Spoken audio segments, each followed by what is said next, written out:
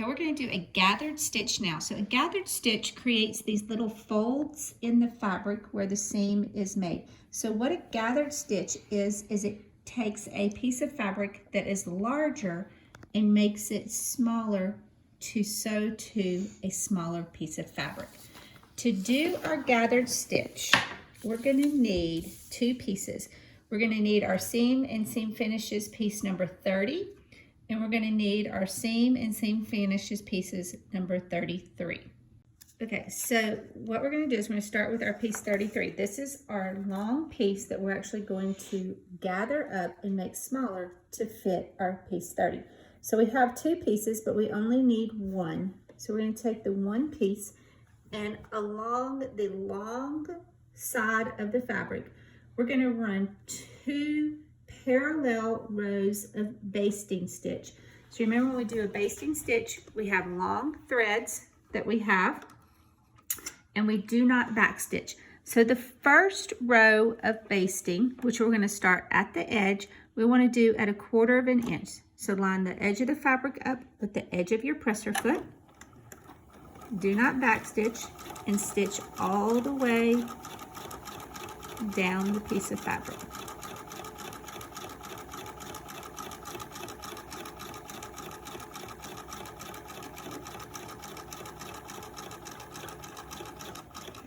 When we get to the end, we're not going to backstitch, but we want to pull and make sure that we have long threads. Okay. All right, we're going to do that exact same thing again. Again, make sure you have long threads. This time, we're going to do it at 5/8 of an inch. Starting at the edge, no backstitch, and we're going to stitch again right along the same line as we did our first row of stitches.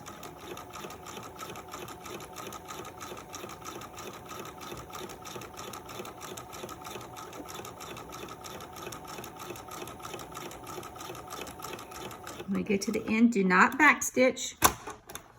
Pull it out and cut long threads. All right, now we're ready to actually gather this piece up. To gather your fabric, we're going to work from the wrong side. So we're going to flip it over, and we want to take and separate our top thread from our bottom thread. So we have a thread here and we have a thread here. So we have our 2 rows of stitching. I've separated the top threads from the bottom threads. I'm going to take the 2 threads that are on the wrong side, and I'm going to gently pull them, and as I do, it creates gathers in the fabric. Okay. Now, I'm going to want to gather this up so that it becomes the length of piece 30, the piece that I'm sewing it to. So again, we have 2 pieces of number 30, but we only need one of those. Okay. So what I'm going to do is, on the end that I'm not pulling my threads, I want to take the 2 pieces of fabric and I want to line up the edges so that the edges match in both the long direction and the short direction. With that, then, I'm going to put a pin in there, and I want to make sure that my pin goes on the outside of the rows of stitching. So I put it down on the top side and I brought it back up on the other side. Now what I want to do is I want to take my threads, and again I'm going to separate the top from the bottom.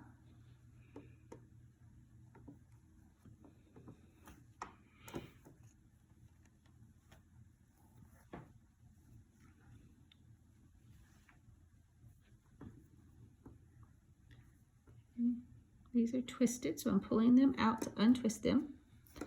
Okay, I have a top thread here. I have a top thread on my other row of stitching. Okay, so I have my 2 threads here. I'm going to wrap them very loosely around my pin in a figure 8 just a couple times. what that's going to do is it's going to keep these from letting all my gathers out. So this pin is going to stop my gathers as I pull my thread from the other direction.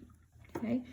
Then I'm going to come back to the other side, make sure that I still have my threads separated, and I'm going to line this side up as well, along the short edge and the long edge. And again, I'm going to put a pin in there to hold it in place. So now I know exactly how much I have to gather up in the long piece of fabric. So I'm going to take my top threads that I had pulled before, and I'm again going to continue to very gently pull them until my long piece of fabric becomes the same size as my small piece of fabric.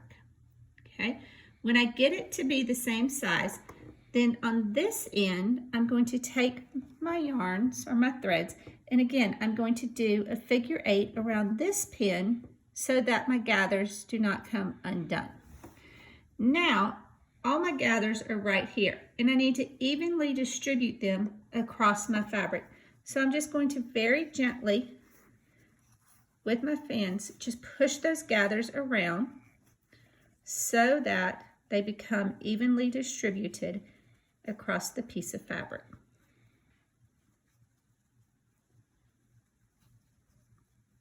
All right, once I get them fairly evenly distributed, then I want to pin so that these two edges of my fabric line up.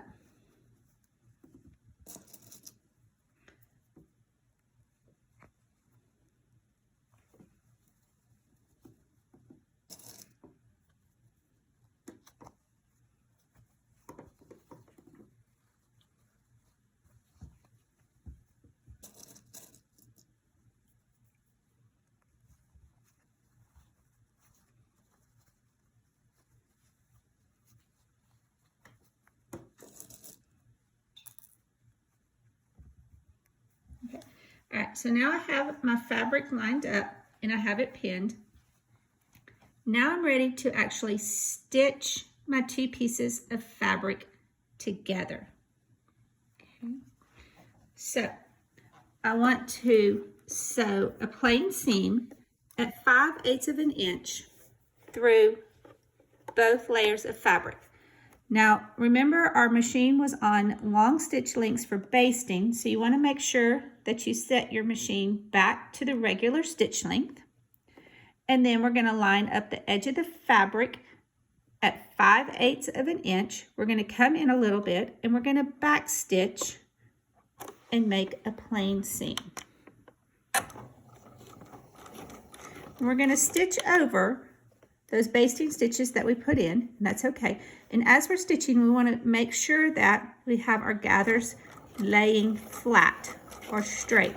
So as you're stitching, make sure that you have your gathers laying as straight as you can get them.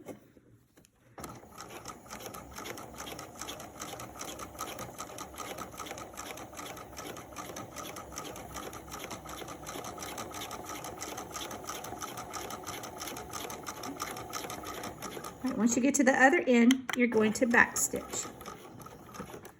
We're going to take our fabric out, cut our thread. Then we can take our pins out.